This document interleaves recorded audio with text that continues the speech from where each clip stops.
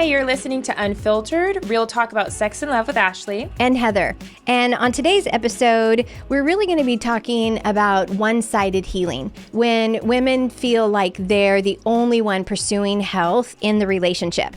So let's just jump in. Yeah. Okay, so our first question says, I'm the only one in my group whose husband is not working on recovery or counseling of any kind. How do I navigate this, not manipulate or give ultimatums, and keep myself safe as I engage in the healing process alone? And we really hear this question a lot, and sometimes it can be because the spouse has left the relationship. It also can be because maybe the partner is feeling like she needs to do something for herself and she needs to get into a group and she needs to find healing. And then as she becomes healthier and uses healthy language and sets boundaries and does all these things, then her husband will kind of come along. We've seen that happen too. But I think that the most challenging thing with this is to focus on your own healing. And this, we tell people this all the time, and I completely understand how difficult even that message is. Yeah. You know, difficult to say, really, you can't do anything to control him. He's going to do what he's going to do. And the more that you try to control or manipulate or give ultimatums, then I think it makes things worse. Instead of saying, you know, I'm sorry that you don't want to pursue our relationship, you know, and move it toward health, but this is what I need to do for my healing and so that I feel safe. And then also be able to set boundaries to keep yourself safe, to keep yourself moving toward health, and really not have to, you know, control or oversee his healing or what he's doing. Because you really need to be more concerned for your own healing, I think, at this point. Yeah. And I remember we were at a conference, I think we were in Wisconsin, shout out to Kelly, but we were there, and I remember a woman raising her hand and asking like, well, what do I do because my husband refuses to participate in recovery? And sometimes there's just not a good answer. I mean, we'll give you an answer for yourself, and we'll tell you, like you said, how to work on yourself, but I think sometimes women are so desperate for change, and they need to hear that they may not ever change. And so what does that new reality look like for you? And it is that dynamic of, normally if one person starts changing, it forces the relationship to look differently in some way. It's going to change the relationship. Either you're not going to be suffering on the level that you're suffering, or crazy, you know, feeling crazy on the level you're feeling crazy, but it may not be peaceful. Like we can't do anything for anybody else. And so the best thing we can say is, one, like, have realistic expectations that if your partner is not engaging in recovery, there is likely not going to be any healing on their side. And so then the focus comes to you, and what do you need to feel as safe as you can? Are you willing to live in this situation? That would be the first question, where you get some people, you know, biblically, they're never going to get divorced, and that is okay if that's what they choose. But that would be the first question. If this is how it stays forever, are you okay with that? Yes or no? It could be no, and then you're writing out a list of, I mean, I know we don't like the word ultimatums because it's gotten like a bad rap, but it really is. Like, this is my ultimatum of, if these things don't change and I can't feel safe in the marriage and we don't have an honest marriage, then I can't be in this relationship. If you're choosing to stay no matter what, then the conversation is going to look like, these are the things I'm going to do for my safety, my sanity, and my health, because you're not recognizing that you need to change or that the ways you're acting are hurting me. And so I need to feel like I can be present with the kids. I need to feel sane. I need to take care of my body and mind. These are the things I'm going to be doing. And I'm sorry if you don't like it. And if you get to the point where it's enough, then I'm willing to work together to do what we need to do to have a healthy marriage. And some of those things, I guess, just practical examples, like I shouldn't say never. Married to John, he has never said, oh, I'm not engaged in recovery. But there's been moments, because this is what happens with addicts, where they don't see, they're in denial, they minimize. There's been moments. And so there have been moments where I've had to practice this, even though it hasn't been my whole relationship, and saying, he is not recognizing that he is in a pattern. He's not recognizing what he's doing is hurting me. And so I just had to be very bold and say, what you're saying and doing is not okay. I know better because I have people that I'm talking with. I'm in group. I'm doing my things. And these things are gaslighting, manipulating. This is selfish. This is addict behavior. I just had to call it out and be like, I'm not going to engage with this until you're ready to look at this honestly. Until you go seek counsel and you go talk to your support system and ask what their opinion is on this situation. As long as you're trying to manage this in your own head with your own distorted thinkings, we're not going to engage in this conversation. And I think that's wise because you'll just get trapped in this whirlwind of trying to defend your spot, and then it gets turned around on you, and then you walk away feeling like you're the bad person and you lost your footing, and it becomes just so like a toxic web. So just say, I'm not going to do this until you at least take the steps to do what you need to do. And then of course there's abuse. If you're being emotionally or verbally abused, it's okay to be like, I'm not going to engage in this conversation at all, and just walk away. And if they're not willing to have a conversation of how to fix it, then that's unfortunate, but you don't have to sit there and try. Like there's times where you're just like, they're not going to hear this until they take the steps to get true help, real help, through a counselor, through a group, through accountability people, through doing intentional recovery work. And you're just going to have to be a broken record. Like, I'm not going to engage in this conversation until you do work. Yeah. And that's okay. Yeah. And just expect too that it probably is going to make things worse. Yeah. It just is one of those things that, like you said, is that when you pursue healing, it's going to initiate change in some way or another. And I think too, the other thing is that, and it can be kind of scary to think that, okay, now I'm going to set all these boundaries that have not existed in our relationship before, but I have to do this to make myself feel safe, and expect that, that it's going to get worse. But you also have to ask yourself, how it is right now with the dysfunction that's happening in our marriage right now, do I want to live with this for the rest of my life?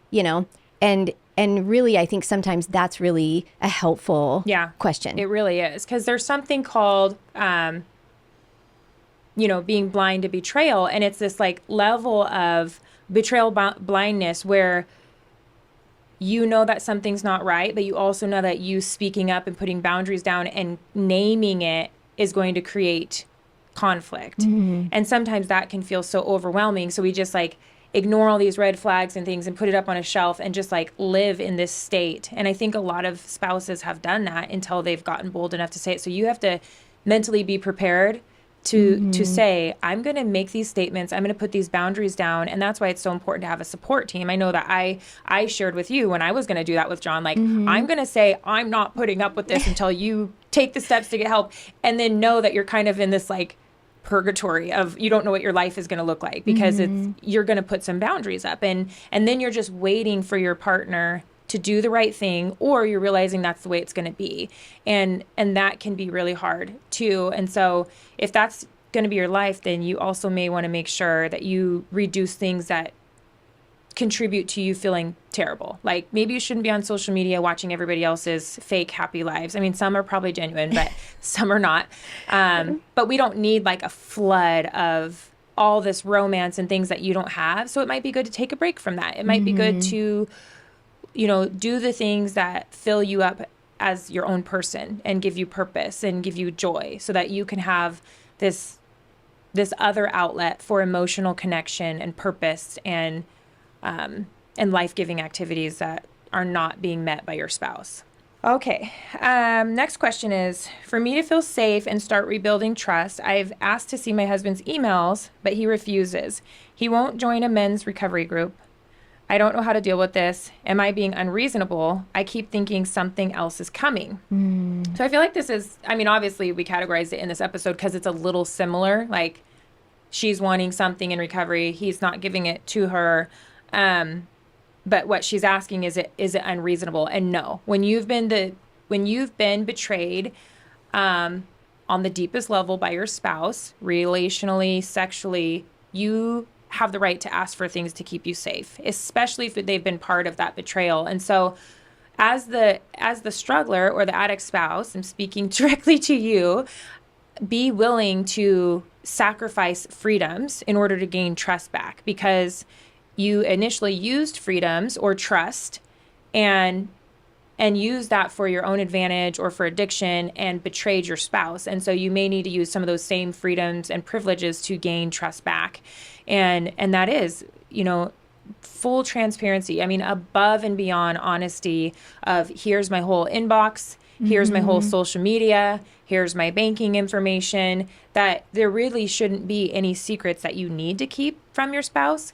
And if you're feeling like, well, there aren't any secrets, I just feel like she's controlling, which I have heard before in my own marriage, very early. But they're just being controlling. That really is a damaging statement. And so if you as a struggling or addict spouse are saying that, just know that you are making things harder. And because then it extra feels like there's something to hide, or that she can't state how she feels unsafe or what she needs without being called controlling. And then you get this betrayed spouse that's saying, well, I'm feeling anxious, I'm feeling unsafe in these areas, but I don't want to say anything because then I'm going to look like I'm controlling or smothering. And it's really a form of gaslighting, because you have broken their trust before. And so they have very, very reasonable expectations to see that you're being honest throughout all your interactions with people. And when you tell them they're being controlling, it's basically saying they don't have a reason to be asking for those things, which is a form of gaslighting. And it's not okay. It's not okay on any level. And so, it does sound like this husband really does need to join a group. I think she said he won't join a men's group. And so it kind of goes back to that first question of if they're not willing to join a group, be in counseling, do the recovery work, give you access to things that promote honesty and transparency, then you need to decide, what are you going to do to feel safe? Like if your spouse has had affairs or they're acting out sexually or doing anything illegal, you may need to separate your finances. You may need to stop sexual interactions with them because there's risk of STD, or it destroys your spirit and your soul because you don't know what this person is doing. You may need to take your kids out of the house. You may need to, there's all kinds of things you might need to do to feel safe if they're not willing. And so go back to question 1 and decide, is this the way you want your life to look? And if not, then sometimes simply lining that out and saying, I'm not willing to live like this. Here's what I need in order to feel safe. Sometimes that's enough to stir somebody to change, because the level of consequences is finally high enough for them to want to, go through the pain of change.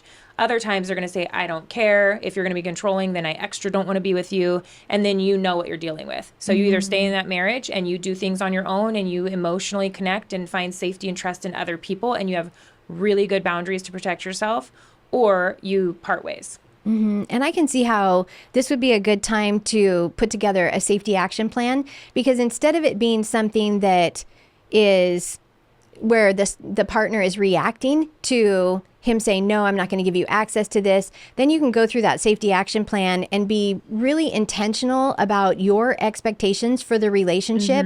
And that, again, is saying, I'm not going to use this as a nagging point, but I'm going to use this as defining boundaries, and also saying that if you want to stay in this relationship, then these are my expectations, because then nothing is hidden, nothing is secret, nothing is reactionary. It all is just saying that this is what I need to feel safe in this relationship. And you're giving your spouse an opportunity to fully understand where you're at and see it with clear eyes, and then, like you said, make that decision. If they want to, if they can live with those expectations, then stay in the marriage. And if not, then at least for the partner, she knows what her next step should be. Right. And, John gave me an ultimatum when we were first dating and I was being wild. And he just said, this is not what I'm looking for. If you want to live this kind of life, then I can't be in this relationship, because I'm ready to settle down. And I don't know what else he said, but that was the gist of it. And I was like, no, don't leave me, And so he clearly stated, like, this is not what I'm looking for. He didn't say you need to change yourself and you need to do this. And so it is good to give clear expectations of what you need and what you're looking for, because then I wasn't going to be surprised if he left the relationship. He gave me clear information for me to make my decision. I could either stay the same and lose him, or I could keep the relationship and change some of my behaviors that were making him feel uncomfortable and unsafe. And so I decided to change those behaviors. And that's okay. Had he not been direct with me like that, I probably could have gotten us in a lot more trouble. And so it's okay to say, I'm not going to do this. If this is the way you choose to live your life, I'm not going to be part of this. Yeah. And again, hard choices. Yeah, very hard. Nobody asked for that. Right. So our last question says, after years of deception, affairs, porn use, and who knows what, I finally had a breaking point. He was willing to walk away rather than work through it. He could never tell me why. I struggle every day with the whys, and I struggle in support groups because so many are still together, working through it together. Is there such a thing as unresolved betrayal trauma, and how do I heal without all the answers? This one is a tough question, and I know it's a tough question because this is a piece of my story. Is that I never got any of the answers either, never, to this day, never. And I had to get to the point where, and because when I separated with my ex-husband, I was going through counseling, which was so good for me at the time. And it's what I needed. But I definitely remember having to get to the point of recognizing that if I continue to hold on to the whys and explore that, because if I wasn't getting any of the answers, then I was creating the answers in my own head, which was not going to be helpful to me. Yeah. And so I needed to decide that for me to be healthy and to move on with my life, then I needed to be okay with not knowing all of the whys, because it was not only going to hurt me, but it was going to hurt my kids. And so I remember specifically being in counseling, and we were having this exact conversation, and my counselor asking, can you live without the whys? Can you live without knowing exactly what happened? Or, can you move forward? And it was like, it was definitely just like, okay, I clipped that cord and let it go and moved on, which was the best thing that I ever could have done. But it's really difficult. And I even remember times after that, and we were divorced, and I would still, these things would pop into my head. Something would trigger me to think, oh my gosh, maybe it was this. And I had to just train myself to be like, nope, I'm not even going to go there. I don't care. It's not part of my life. And it's not part of even my identity. You know what I mean? Because what he did was his deal. Yeah. Right? That is all on him. It wasn't because I was a bad wife. It wasn't because I was, doing anything that was hurting our relationship. It was him. It was all on him. It was his choices, whatever he decided to do. And so that would be my encouragement with her, is that if you're not in counseling, I would do that for yourself, not to even know the whys, but so that you become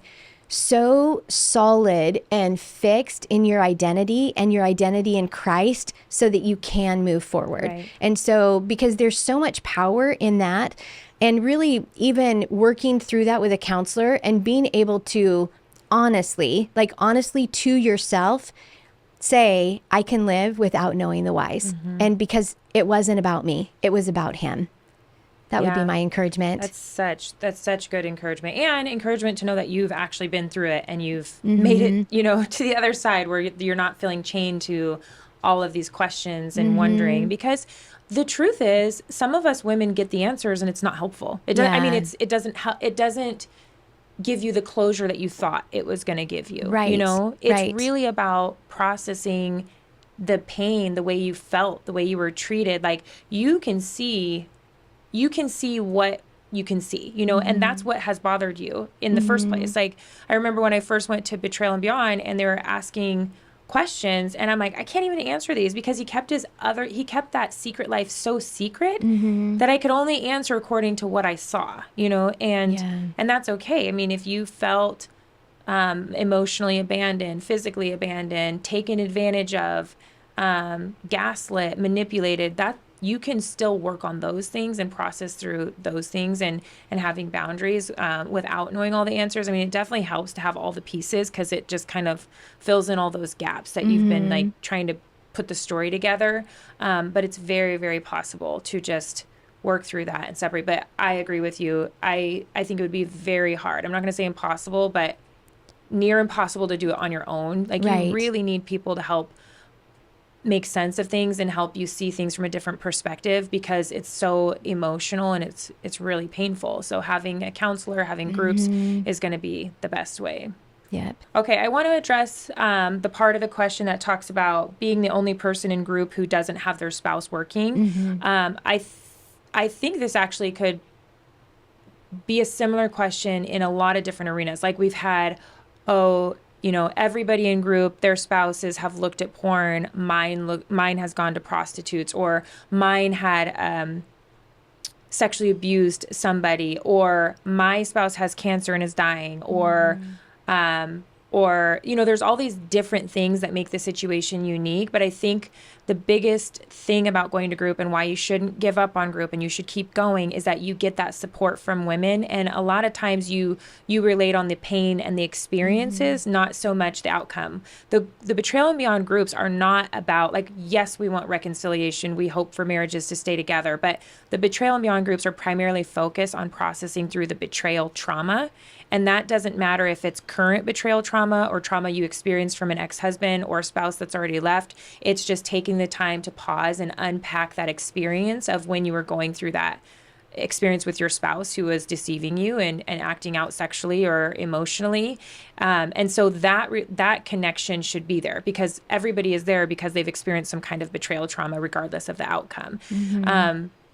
It also can be a place for you to grieve the loss. Like, you're going to grieve that you don't have a marriage. I remember feeling that way. Yeah. Is that I wanted to live a God-honoring life. I didn't have all the tools to pick, the right situations or be securely attached. I didn't have all those tools back then.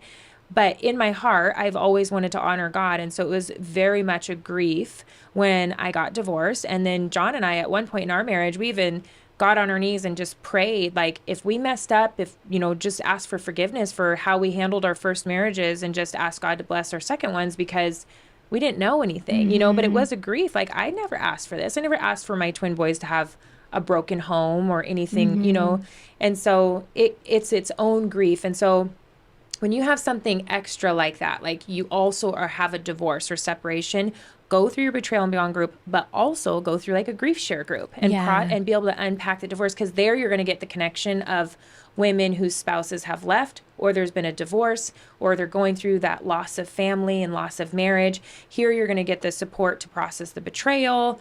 I had one gal, we might be answering her question in a future episode, but, having medical problems. And it's like, yes, address your medical problems and go through Betrayal and Beyond. That there might be two components of something that you need to do separate groups for, and that's okay. And I think, too, that as you continue in the healing process, because it sounds like right now her focus is on that I'm the only one in my group who's not currently in a relationship. But I think that as you continue in that healing process, then that might fade away. And the other things that you have in common with the other women in the group, like you mentioned, like the pain of betrayal and how that continues to impact you in all your relationships, I think that will become more of the focus. I agree. Yeah. Well, thank you for joining us today for this conversation. If you've liked what you heard or found this episode helpful, please share it with other people so they can find us and be encouraged as well. Please subscribe. And if you can think it, we should be talking about it. We want to hear from you. So send your questions to unfiltered@puredesire.org.